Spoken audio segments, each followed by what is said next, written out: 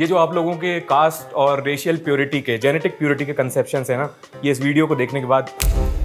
अगस्त 1856 Germany के डुसलडॉर्फ शहर के पास एक तंग घनी घाटी थी। वहाँ कुछ मजदूर एक छोटी सी गुफा से लाइमस्टोन, चूना पत्थर निकाल रहे थे।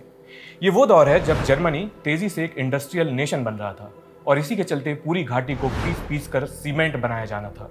गुफा के फर्श की गहराई पर इन मजदूरों के औजार किसी चीज से टकराए। हड्डियां, मोटी भारी अजीब सी हड्डियां। और इन मजदूरों ने उन हड्डियों के साथ दुनिया का सबसे बेसिक काम किया। उन्होंने सोचा कि होगा कोई पुराना भालू वालू, कोई केव वियर, और उन्होंने उन हड्डियों को मलबे के ढेर में फेंक दिया ताकि बाकी कचरे के साथ उन्हें ढो के फेंका जा सके। लेकिन वो आम हड्डियां नहीं थीं, वो साइंटिस्ट के लिए खजाना थीं। वक्त रहते किसी की नजर पड़ गई और खदान के मालिक ने मलबे से हड्डियों के 16 टुकड़े वापस निकलवाए। एक खोपड़ी का ऊपरी हिस्सा, जिसकी भौहें यानी आईब्रोज की हड्डी बहुत भारी और नीचे को झुकी हुई सी थी, और कुछ छोटी छोटी लंबी लंबी हड्डियां थी। असल में उस वक्त किसी को समझ में नहीं आया कि ये है क्या। आखिरकार ये हड्डियां उसी इलाके के एक स्कूल टीचर के पास पहुंची। मास्टर साहब का नाम था जोहान कार्ल फुलरॉट। ये पढ़ाने लिखाने के अलावा एक एमेच्योर नेचुरलिस्ट भी थे और उन्हें ऐसी चीज़ों में गहरी दिलचस्पी थी कि ये है क्या। फुलरॉट ने एक नज़र डाली और तुरंत समझ गए कि ये भालू नहीं है, ये इंसान है। लेकिन ऐसा इंसान उन्होंने पहले कभी देखा नहीं था। बहुत बहुत भारी थी और वो हड्डियां मिनरलाइज्ड हो चुकी थी, यानी लगभग पत्थर में तब्दील हो गई थी, ठीक उसी तरह जैसे आइस एज के जानवरों की हड्डियां होती हैं। आगे चलकर जर्मनी की निएंडर वैली से मिले इन्हीं अनोखे अवशेषों के कारण मनुष्यों की एक लुप्त हो चुकी प्रजाति का नाम पड़ा होमो निएंडरथल्स। कॉन्टेक्स्ट समझिए, ये 1856 की बात है। इस साल चार्ल्स डार्विन अपने घर में कबूतरों के साथ एक्सपेरिमेंट कर रहे थे। डार्विन की ग्राउंड ब्रेकिंग किताब on the origin of species आने में करीब 3 साल बाकी थे। इवोल्यूशन ये सब बाद में आया भाई। ये ख्याल कि इंसान का भी कोई गहरा अतीत हो सकता है, उसमें ब्रांचेस हो सकती हैं, ऐसे रास्ते हो सकते हैं जो खत्म हो गए, कि हमसे पहले भी किसी और किस्म के इंसान रहे होंगे, ये पूरा ख्याल ही उस वक्त की रिस्पेक्टेबल साइंस में मौजूद ही नहीं था। मतलब डुसलडॉर्फ की उन हड्डियों को समझने के लिए कोई सॉलिड फ्रेमवर्क एग्जिस्ट ही नहीं करता था। तो जब फुलरॉट ने धीरे से कहा कि ये हड्डियां बेहद पुरानी हैं, किसी अलग किस्म के इंसान की हैं, तो उनके साथियों उन्होंने चमन बहार घोषित कर दिया। बाकियों का मानना था कि माँ साहब ने कुछ ज़्यादा पढ़ाई लिखाई कर ली है, इसलिए इनका दिमाग थोड़ा, और उनकी बात को कोई गंभीरता से नहीं ले रहा था। और मैं आपको अभी एक बात बता देता हूँ, इस पूरी कहानी का सबसे चौंकाने वाला मोड़ जर्मनी की उस निएंडर वैली में नहीं है और ना ही किसी यूरोपियन म्यूजियम के कांच के बक्से में है, वो हिंदुस्तान में है। लेकिन यहाँ तक पहुँचने में हमें 150 साल लगने वाले हैं। How did sex with Neanderthals change us? Neanderthals and Homo sapiens not only lived together, but also had sexual intercourse, and often. And they did produce offspring. We find out that black Africans have no Neanderthal blood, yet there's admixtures in current European white people. हमेशा से authority और अजीब ताकतों ने science के सफर को लंबा खींचा है, लेकिन सच को सामने आने से कोई रोक नहीं पाया, क्योंकि इंसानों ने हमेशा से पूछा है वाई। नमस्ते, मेरा नाम आयुष, मैं आपका भाई, और साइंस एंड टेक्नोलॉजी का ये रंगीन शो है जिसका नाम है वाई-फाई। वाई-फाई के इस एपिसोड में हम होमो सेपियंस के भाई निएंडरथल्स की कहानी और उनकी गुत्थी को सुलझाएंगे। थोड़ा पुरुष सेंट्रिक हो गया, पर राइमिंग के लिए जरूरी था। कहानी शुरू करते हैं।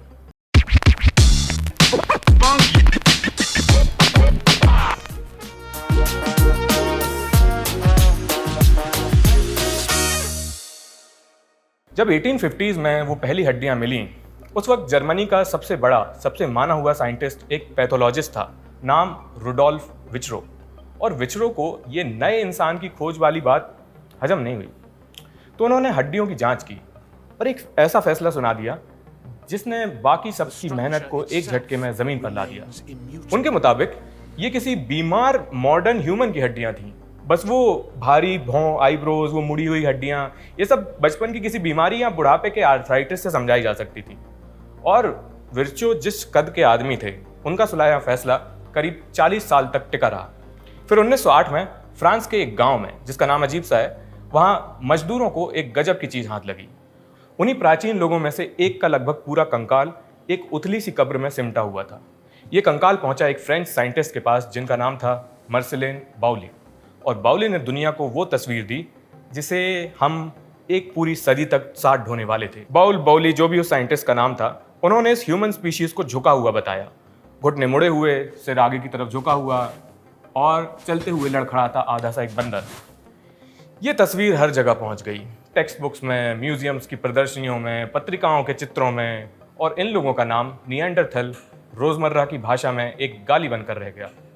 मुझे याद है कि एक नशे की स्थिति में हमारे कॉलेज में एक दोस्त ने दूसरे दोस्त के लुक्स का मजाक उड़ाते हुए उसे निएंडरथल कह दिया था, इंसल्ट करते हुए। अब यार होता है, लौंडों के बीच ऐसा होता रहता है। बस यहाँ एक बड़ी दिक्कत थी, निएंडरथल की ये पूरी तस्वीर, पूरी इमेज गलत फैक्ट्स पर आधारित थी। किसी एक समूह को नीचा दिखाने के लिए साइंस बेस्ड प्रोपेगेंडा कैसे काम करता है, ये इसका क्लासिक एग्जाम्पल है। 1957 में दो रिसर्चर्स ने बाउल के उसी मशहूर कंकाल की दोबारा जांच की और जो मिला वो लगभग एम्बैरेसिंग था। बाउल का टिपिकल निएंडरथल असल में एक अकेला बूढ़ा आदमी था जो बुरी तरह से आर्थराइटिस से जूझ रहा था। अगर बुढ़ापे की बीमारी के फैक्टर को हटा दिया जाए तो वो आदमी भी उतना ही सीधा खड़ा होगा जितने आप खड़े हैं, जितने मैं खड़ा हूं। चाहे साइंस हो, हिस्ट्री हो, अक्सर ऐसा होता है कि पूर्वाग्रह पहले आता है, फिर ईगो और आलस के चलते उस एविडेंस को पूर्वाग्रह पर फिट कर दिया जाता है। निएंडरथल की हड्डियों के साथ भी यही हुआ, लेकिन जब तक इसका पता चलता तब तक नुकसान हो चुका था। एक पूरी प्रजाति का नाम गाली बनकर आम भाषा में घुल चुका था और इन सब के नीचे चुपचाप इन लोगों को ऑफिशियल एक नाम दिया गया, होमो निएंडरथैलेसिस, यानी एक अलग स्पीशीज, अलग प्रजाति। लेकिन ये भी कोई सिंपल चीज़ नहीं थी। इस क्लासिफिकेशन ने एक बड़ा बुनियादी सा सवाल ज़मीन में बो दिया, एक ऐसा सवाल जो अगले 100 साल अंधेरे में बैठा रहने वाला था और जिस पर आज भी बहस जारी है कि अगर हमसे अलग एक स्पीशीज़ वो हैं तो स्पीशीज़ का मतलब क्या होता है, डेफिनेशन क्या है, आखिर वो लकीर जो हमारे और उनके बीच की सरहद है वो असल में कितनी गहरी है। क्या ये लाइन वाकई में एक तगड़ी बायोलॉजिकल सच्चाई है या ये भी हमारी बनाई उन फिक्शनल बाउंड्रीज की तरह है जो हमारी सहूलियत के लिए बनी है। इस सवाल को पकड़े रहिएगा, आगे इसकी जरूरत पड़ेगी।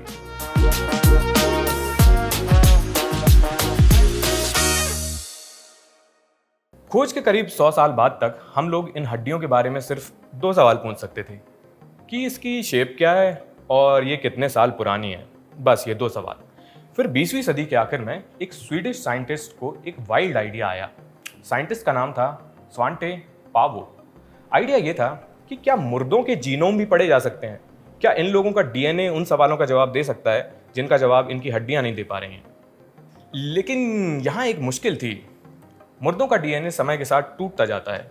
ज़मीन में दसों हज़ार साल बिताने के बाद ये छोटे छोटे टुकड़ों में बिखर जाता है और केमिकली एकदम बेकार हो जाता है। इसके ऊपर से ये आसपास मौजूद काउंटलेस बैक्टीरिया के डीएनए के नीचे दबा होता है। और सबसे बुरी बात ये है कि किसी मुर्दे की हड्डियों पर सबसे कॉमन कंटेमिनेशन जो होता है वो इन जिंदा इंसानों के डीएनए का होता है जिन्होंने उस हड्डी को कभी छुआ था। अगर आप क्राइम सीन के बारे में आप सोच पा रहे हैं तो वो छूने वूने नहीं देते हैं, पर जब खुदाई कर रहे हैं मजदूर तो वो तो छुएंगे ही। तो खोदने वाले मजदूर, म्यूजियम के क्यूरेटर्स और खुद साइंटिस्ट लोग भी, मतलब किसी निएंडरथल के डीएनए को पढ़ना ऐसा था जैसे 50,000 साल पुरानी एक मध्यम सी फुसफुसाहट सुनी जा रही हो, और वो भी किसी शांत कमरे में नहीं, किसी भरे हुए बाजार में जहां आपके चारों ओर सैकड़ों लोग अपना अपना नाम चिल्ला रहे हैं, चैं पैं चैं पैं। खुद पाबो ने माना कि शुरुआत में उन्होंने जो प्राचीन सीक्वेंसेस निकाले थे इजिप्ट की मम्मीज़ के, वो सिर्फ मॉडर्न लोगों का कंटेमिनेशन था। इसलिए इस काम को कायदे से करने के लिए उनकी लैब्स क्रेजी हो गई।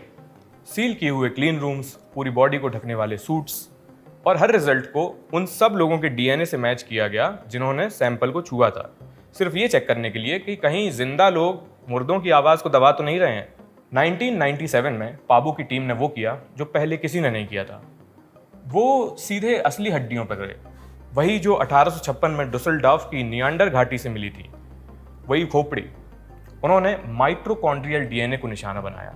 अब यार हम सब ने स्कूल में पढ़ा है mitochondria is the powerhouse of the cell, लेकिन उसी माइट्रोकॉन्ड्रिया में डीएनए का एक छोटा सा छल्ला भी मौजूद होता है जो हर सेल में सैकड़ों कॉपीज में मौजूद रहता है, और इसलिए किसी बर्बाद हो चुके सैंपल में इसे ढूंढना सबसे आसान होता है। सोचिए, ऐसे सोचिए कि किसी बुक की अकेली बर्बाद कॉपी है तो उसको पढ़ना तो मुश्किल है, लेकिन अगर उसकी सैकड़ों बर्बाद कॉपियां हैं तो उसके अच्छे अच्छे पार्ट्स को जोड़कर एक मुकम्मल किताब ठीक ठाक पढ़ने लायक बनाई जा सकती है। यही पजल उन हड्डियों में मौजूद माइटोकॉन्ड्रियल डीएनए के साथ भी थी, और टुकड़े टुकड़े जोड़कर बड़ी मेहनत से वैज्ञानिकों ने जो पढ़ा वो रिजल्ट्स बड़े साफ थे और चौंका देने वाले थे। वो निएंडरथल डीएनए सीक्वेंस आज के इंसानों की पूरी रेंज से ही कहीं बाहर खड़ा था। जहां दो मॉडर्न इंसानों के डीएनए सीक्वेंस में कुछ लेटर्स का फर्क होता है, वहां इस निएंडरथल सीक्वेंस का फर्क दर्जनों अक्षरों का था।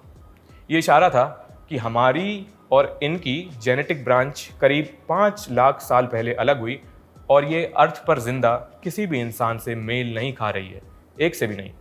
उनकी रिसर्च को ध्यान से नहीं पढ़ा गया, दुनिया ने इसका सीधा मतलब निकाला कि ये एक अलग प्रजाति थी और ये हमेशा के लिए खत्म हो गई, और हमारी प्रजाति यानी होमो सेपियंस के लोगों ने कभी इस स्पीशीज के लोगों के साथ गुल नहीं खिलाए। आई मीन सेक्स, संभोग, मेटिंग, जो भी आपको कंफर्टेबल लगे, मतलब I mean it's a big deal, वो हमेशा से रही है। लेकिन इस पूरी थ्योरी में एक पेज छुपा हुआ था, और ध्यान से सुनने वाला कोई भी आदमी इस छुपे हुए पेज को पकड़ सकता था, क्योंकि वो उसी पेपर में लिखा था। माइटोकॉन्ड्रियल डीएनए सिर्फ मां की तरफ से बच्चे की तरफ आता है। ये डीएनए का वो हिस्सा है जो मैटरनल लीनिएज को ट्रैक करता है। तो ये नतीजा असल में सिर्फ इतना कह रहा था कि आज हम में से कोई निएंडरथल की मां जिंदा नहीं बची है। ये नहीं कह रहा था कि निएंडरथल और होमो सेपियंस के बीच कभी मेटिंग ही नहीं हुई।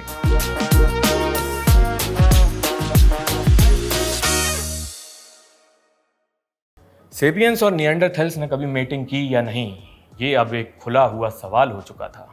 13 सालों में वही साइंटिस्ट, वही लैब इसी मुश्किल सवाल को हल करने के पीछे लगे हुए थे। माइटोकॉन्ड्रियल डीएनए तो पहेली का आसान सा टुकड़ा था, लेकिन असली जैकपॉट छुपा था न्यूक्लियर जीनोम में। पूरा का पूरा लगभग 3 अरब लेटर्स वाला डीएनए इंस्ट्रक्शन सेट, जो हर सेल में सिर्फ 2 कॉपीज में होता है, लेकिन वो और भी छोटे और भी डैमेज टुकड़ों में बिखरा हुआ होता है। तो ये टफ काम है। क्रोएशिया की एक अलग गुफा से कुछ हड्डियां मिली, और पाबो की टीम और एक रिसर्चर रिचर्ड ग्रीन ने धीरे धीरे करके पहली बार पूरे निएंडरथल जीनोम का ड्राफ्ट जोड़ा।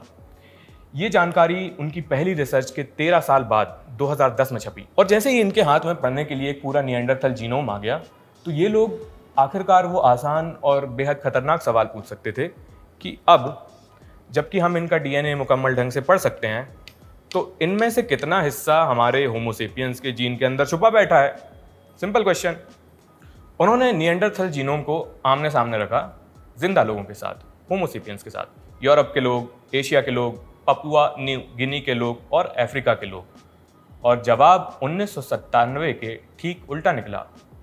अफ्रीका के बाहर का हर इंसान निएंडरथल के अंश अपने अंदर लिए घूम रहा है। यूरोपियन, एशियन और पपुअन वंश के लोगों के अंदर डीएनए के ऐसे टुकड़े थे जो उनके अफ्रीकी चचेरे भाइयों बहनों से ज़्यादा निएंडरथल से मेल खाते थे। पहले अंदाज़ा ये था कि किसी नॉन अफ्रीकन इंसान के जीनोम का 1 से 4% हिस्सा सीधे निएंडरथल से आया होगा। बाद के काम से इसे कसकर करीब 1 से 2% कर दिया गया। लेकिन चौंकाने वाली बात कभी वो एक नंबर था ही नहीं। चौंकाने वाली बात इसके मायनों की थी। जिस लैब ने पूरी दुनिया को बताया कि इनका कोई निशान नहीं बचा है, उसी लैब ने आगे चलकर वो निशान अरबों जिंदा लोगों के अंदर ढूंढ निकाला। और ध्यान दीजिए, ये उस लैब के लिए कोई बेइज्जती की बात नहीं थी। ये साइंस का कल्चर नहीं है, ये वही फितरत थी जो साइंस को मजबूत बनाती है। इसे कहते हैं फॉल्सिफाइबिलिटी, कि हम गलत भी हो सकते हैं और खुलेआम सबके सामने अपने आप को करेक्ट भी कर सकते हैं। 1997 का एक्सपेरिमेंट जीनोम के एक छोटे से कोने के एक छोटे से टुकड़े से एक छोटा सा सवाल पूछ रहा था, और उसने उनका सही जवाब दिया। लेकिन आम जनमानस में उसकी रीडिंग गलत चली गई कि हम 2 प्रजातियों के बीच कभी एक सॉलिड लाइन खिंची हुई और वो क्रॉस नहीं हुई। लेकिन 2010 के काम में उन लोगों ने बड़ा सवाल पूछा और पाया कि वो सरहद हमेशा से धुंधली थी और हमेशा से उसमें एक छेद था। यही काम बहुत हद तक वो वजह है जिसके लिए स्वांटे पावो को 2022 में नोबेल प्राइज से नवाजा गया। और जब दुनिया इस बात को पचा ही रही थी, तभी साइबेरिया की एक गुफा में एक दूसरा धमाका होने वाला था। डेनिसोवा नाम की उस गुफा में रूसी पुरातत्वविदों के पास एक बच्चे की उंगली की हड्डी का एक नन्हा सा टुकड़ा हाथ लगा, इतना छोटा कि देखकर पहचानना नामुमकिन था। पावो की टीम ने उसे फिर से सीक्वेंस किया। ऐसी उम्मीद थी कि या तो कोई होमो सेपियन ही निकलेगा या फिर निएंडरथल निकलेगा, लेकिन वो ना तो सेपियन था ना ही निएंडरथल था। वो बिल्कुल ही एक अनजानी किस्म का ह्यूमन था जिसे पहले कभी नहीं देखा गया था और जिसकी खोज सिर्फ और सिर्फ उस डीएनए से हुई। उन लोगों को हमने नाम दिया डेनिसोवा से गुफा से निकलने वाले ह्यूमंस, यानी डेनिसोवंस। सोचिए, इंसानों की एक पूरी की पूरी स्पीशीज जो गायब हो चुकी थी, एक अकेली उंगली के सिरे से कहानियों में दोबारा जिंदा हो गई। तो ये कहानी कभी दो किस्म के लोगों की साफ सुथरी सी कहानी थी ही नहीं, कम से कम 3 किस्म के लोग थे, उससे भी ज्यादा आगे और निकल के आते हैं। ना जाने इस अस्तित्व का दबा हुआ कितना कुछ खोजा जाने का इंतजार कर रहा है अभी भी। देखो, टेक्स्ट बुक वाली वो साफ सुथरी डेफिनेशन कि 2 अलग स्पीशीज आपस में मिलकर फर्टाइल बच्चे पैदा नहीं कर सकती, वो चुपचाप टूट गई थी। अब उस सवाल को उठाते हैं जिसे हमने पहले अंधेरे में छोड़ दिया था। अगर निएंडरथल्स के हमारे साथ बच्चे हुए, ऐसे बच्चे जो खुद आगे बच्चे पैदा कर सकते थे, फर्टाइल थे, और जिनके वंशज आज भी ये वीडियो शायद देख रहे हैं, उनके कुछ जीन्स तो हैं ही लोगों में, तो फिर किस मायने में कभी एक अलग स्पीशीज थे वो? स्पीशीज यानी अलग प्रजाति होने की डेफिनेशन क्या है? अब यार सुनो, इस पूरी कहानी में एक बात कील की तरह ठुकी रहनी चाहिए, क्योंकि इसे लगभग हर कोई गलत समझता है। निएंडरथल्स हमारे पूर्वज नहीं हैं, हम उनसे नहीं आए। हम कजिन भाई बहन प्रजाति हैं, है ना। हमारा एक साझा पूर्वज था लाखों साल पहले।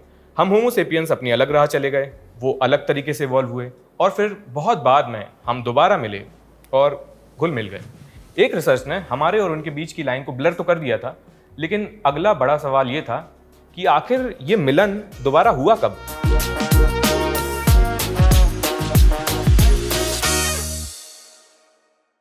सालों तक इस सवाल का जवाब एक मोटी विंडो में दिया जाता था, मतलब इतने से इतने उसके बीच, कभी 40,000 साल, कभी 60,000 साल। पहले इस टाइम के मोटे मोटे हिसाब चलते रहते थे। फिर दिसंबर 2024 में 2 स्टडीज एक साथ आईं और उन्होंने इस फ्रेम को बहुत कसकर एक नंबर में दे दिया। एक स्टडी चर्चित साइंस जर्नल में छपी और दूसरी स्टडी छपी सुख्यात नेचर जर्नल में। ये दोनों बहुत बड़े बड़े इंस्टीट्यूशन हैं, इनमें छपना मतलब बड़ी बात है। इन रिसर्च में दर्जनों प्राचीन लोग और सैकड़ों जिंदा लोग, आज के लोग, इन लोगों का निएंडरथल डीएनए पढ़ा गया, मैच किया गया। इसमें चेक रिपब्लिक की एक 45,000 साल पुरानी खोपड़ी थी, स्टडी के लिए थी, और कई कंकाल भी थे जो यूज़ किए गए थे। तो इन सब चीज़ों ने इशारा किया एक लंबे सिलसिले की तरफ, जब ये घुलन मिलन शुरू हुआ। करीब 47,000 साल पहले के आसपास ये पूरा मामला शुरू हुआ, और शुरू होने के बाद लगभग 7,000 साल तक ये गुलू गुलू चला, और फिर निएंडरथल्स धीरे धीरे खत्म होने लगे। उस प्रजाति का खात्मा अपने आप में एक अलग कहानी है, लेकिन इस रिसर्च वर्क का जो हिस्सा आपके साथ रह जाना चाहिए वो कहीं ज़्यादा गहरा और अजीब है। निएंडरथल डीएनए हम सभी होमो सेपियंस के अंदर बराबर बराबर नहीं बटा है। हमारे जीनोम के कुछ हिस्से इससे भरे पड़े हैं और कुछ हिस्से लगभग पूरी तरह साफ कर दिए गए हैं। वैज्ञानिक इन्हें कहते हैं निएंडरथल डेजर्ट्स, उन जीनोम सीक्वेंसेस को, निएंडरथल जीनोम के रेगिस्तान जो साफ हो गए। और हमारे जीनोम में ये रेगिस्तान क्यों बने, ये वजह बेचैन करने वाली है। निएंडरथल्स से हमें जो कुछ मिला उसका कुछ हिस्सा शायद इतना डेंजरस था कि नेचुरल सिलेक्शन की प्रक्रिया ने उसे हमारे शरीर से नोच कर बाहर निकाल दिया। तेज़ी से पीढ़ी दर पीढ़ी खासकर उन जीन्स में से इसे निकाला गया जिनका कनेक्शन बच्चे पैदा करने की क्षमता से था। तो कुछ फर्टिलिटी में दिक्कत तो आई भाई। ये जो निएंडरथल की विरासत है ये कभी एक साफ सुथरा तोहफा थी ही नहीं, ये एक तरह के घाव का निशान भी था, स्कार टिश्यू। इसका कुछ हिस्सा हमें ठीक कर गया, कुछ हिस्सा हमें नुकसान दे गया, और हमारे शरीर ने हज़ारों साल यही छांटने में लगा दिए कि कौन सा हिस्सा किस तरफ है।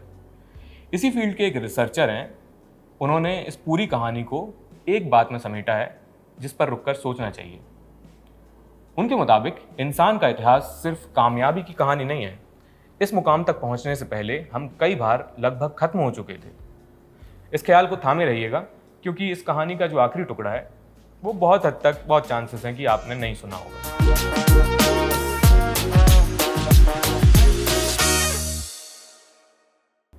एक आधी बात शायद आप पहले से जानते होंगे कि अफ्रीका के बाहर के ज़्यादातर लोग अपने अंदर करीब 1 से 2% निएंडरथल डीएनए लिए घूम रहे हैं, और कागज़ पर हिंदुस्तानी और यूरोपियन दोनों लगभग एक ही लेवल पर बैठते हैं। यहाँ तक तो इंडिया में कुछ खास नहीं है, लेकिन 2024 में जेनेटिसिस्ट प्रिया मूरजानी की अगुवाई वाली एक टीम ने पूरे भारत के करीब 2700 लोगों के जीनोम पढ़े। ये हमारे सबकॉन्टिनेंट का अब तक का सबसे बारीक जेनेटिक चित्र है। टोटल निएंडरथल परसेंट तो आम ही निकला, लेकिन उसकी जो वैरायटी थी, अलग अलग लोगों में डिस्ट्रीब्यूशन, ये आम नहीं था। जब उन्होंने हिंदुस्तानी लोगों में बिखरे सारे अलग अलग निएंडरथल टुकड़ों को जोड़ा तो वो पूरे निएंडरथल जीनोम का लगभग आधा हिस्सा दोबारा जोड़ पाए और उन्हें पता चला कि धरती पर मौजूद जितने भी नोन निएंडरथल डीएनए सीक्वेंसेस हैं उनमें से करीब 90% कहीं ना कहीं हिंदुस्तानी रूप में मौजूद है। जब मैं हिंदुस्तान कह रहा हूँ तो इसमें नेचुरली पाकिस्तान, बांग्लादेश और साउथ एशिया के बाकी देश भी शामिल हैं, है ना। इस बात को अपने भीतर दाखिल होने दीजिए कि इस गायब हो चुकी रहस्यमयी इंसान की सबसे बड़ी बची हुई लाइब्रेरी इस पूरी धरती पर कहीं भी जर्मनी के किसी म्यूजियम में नहीं रखी, वो हिंदुस्तान की ज़मीन पर है, यहाँ टहल रही है। और इसी विरासत में मिले निएंडरथल टुकड़ों में से एक टुकड़ा बैठा है क्रोमोसोम 3 पर। 2020 में 2 वैज्ञानिकों ने पाया कि बिल्कुल यही टुकड़ा ये सबसे बड़ा अकेला जेनेटिक रिस्क फैक्टर है सीवियर कोविड-19 के लिए। ये निएंडरथल डीएनए का लगभग सुरक्षित बरकरार बचा हुआ एक ब्लॉक है और ये उस निएंडरथल के जीनोम से मेल खाता है जो करीब 50,000 साल पहले एक गुफा में रहते थे, वही क्रोएशिया वाली गुफा जहाँ से धमाका शुरू हुआ था। ये डीएनए का टुकड़ा करीब आधे साउथ एशियंस में मौजूद है और यूरोप के करीब 16% लोगों में, और खासकर बांग्लादेश में तो ये और भी ऊपर चला जाता है। और खास हिंदुस्तान में, अपने इंडिया में, मूरजानी के काम के मुताबिक ये निएंडरथल का टुकड़ा करीब 20 से 35% लोगों के अंदर बैठा है और इन लोगों के सीवियर बीमारी और हॉस्पिटल पहुंचने के आसार को कोविड में इस टुकड़े ने बढ़ाया था, इस जीन फैक्टर ने। ज़रा पीछे हटकर इस बात को थोड़ा सोचिए भाई कि एक निएंडरथल आदमी या औरत आज के क्रोएशिया में 50,000 साल पहले मरते हैं और एक वायरस 2019 में सामने आता है और 500 पीढ़ियों के फासले से अलग इन दो बातों के टकराने का सबसे तीखा बिंदु गिरता है इंडियन सबकॉन्टिनेंट पर। अब देखो एक ईमानदारी वाली बात, क्योंकि हम इसको बड़ा चढ़ा के पेश नहीं करना चाहते, कोविड निएंडरथल से आया, नहीं, ये एक रिस्क फैक्टर है, किस्मत में लिखा हुआ फैसला नहीं है। बहुत सारे लोग जिनके अंदर डीएनए का टुकड़ा था बिल्कुल ठीक रहे और बहुत सारे जिनके अंदर ये नहीं था फिर भी नहीं बचे। उम्र, दूसरी बड़ी बीमारियां, ऑक्सीजन और सरासर किस्मत का खेल उतना ही था या उससे कहीं ज़्यादा था जितना वो निएंडरथल वाला फैक्टर था कोविड के केसेस में। और इस विरासत का एक दूसरा पहलू भी है। एक अलग निएंडरथल का टुकड़ा, जीन का टुकड़ा, लोगों के क्रोमोसोम 12 पर मौजूद है। वो उल्टा सीवियर कोविड-19 से बचाता है। जैसा कि उस रिसर्चर ने कहा, निएंडरथल की ये विरासत एक ऐसा तोहफा है जिसके लिए हम उन लोगों को कोस भी सकते हैं और शुक्रिया भी कह सकते हैं। एक जीन का टुकड़ा भाई आपको सीवियर कोविड दे रहा है, एक सीवियर कोविड से बचा रहा है, तो क्या करोगे अब? लेकिन यहीं आकर वो लकीर आखिरकार खत्म होती है। 150 साल तक हम इंसान बार बार एक सरहद खींचने की कोशिश करते रहे हमारे और उनके बीच। अधिकतर समय मौजूदा साइंस उस लकीर को मजबूती बनाती रही। वहाँ बाहर हड्डियों में, म्यूजियम के बक्सों में, प्रजाति के नाम में, और हर एक बार वो सरहद या तो खिसक गई या धुंधली पड़ गई या पिघल कर बह गई। देखो, जिस केवमैन का दुनिया ने एक सदी तक मजाक उड़ाया, जो शब्द आपके स्कूल या कॉलेज का बुली बच्चा गाली की तरह उछालता था, वो असल में आज शायद आपके अंदर बैठा है। वो जीन, क्या पता उसके अंदर भी हो जो मजाक उड़ा रहा था। यूरोप के लगभग किसी भी इंसान से ज़्यादा और ज़्यादा अलग अलग रूपों में हिंदुस्तान के लोगों के अंदर बैठा है वो टुकड़ा। तो हम और उनके बीच की वो जो लकीर है वो वहाँ फॉसिल्स में कभी थी ही नहीं। वो हर उस इंसान के एक सेल के भीतर से गुजरती है जो ये वीडियो देख रहा है। और ये कोई सरहद नहीं है, ये एक सीम है, एक जोड़ है जो सीधे हिंदुस्तान से होकर गुजर रहा है। और अब इस कहानी के साथ हमारे भी गुजरने का वक्त हो गया है। वाईफाई के अगले एपिसोड में आप साइंस एंड टेक्नोलॉजी की किन कहानियों को सुनना चाहेंगे, हमें कमेंट करके बताइए। ये एपिसोड देखने के लिए आपका बहुत बहुत धन्यवाद।